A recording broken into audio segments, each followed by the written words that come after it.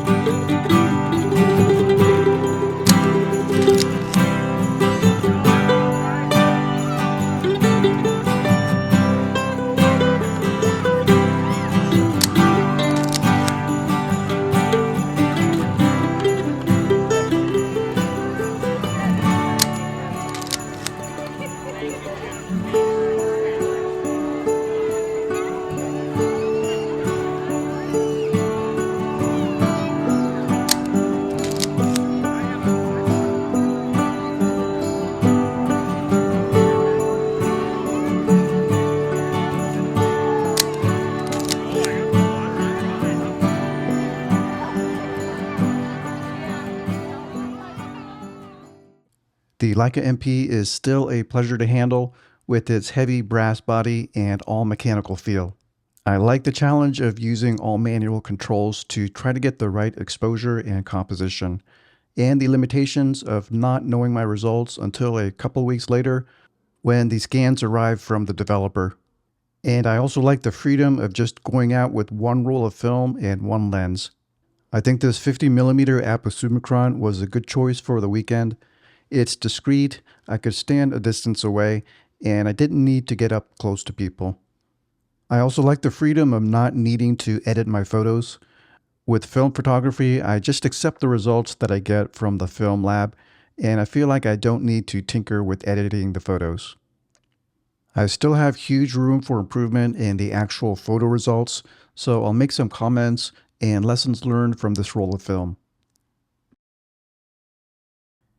Usually I overexpose on the light meter by 1/2 to 1 full stop, and on this roll of film, I got the right exposure that I was looking for, except a couple of shots, such as this, that were overexposed, so I still need to be careful with the light.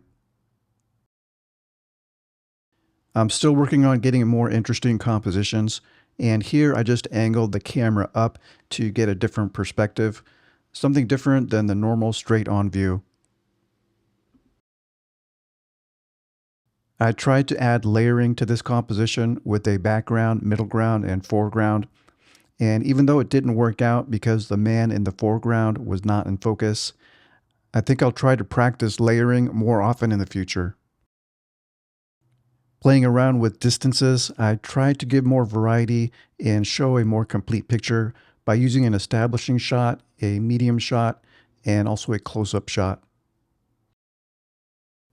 The FujiFilm 400 is pretty accurate in its color reproduction, but the best color results came when I picked out shots with very bright and vibrant colors.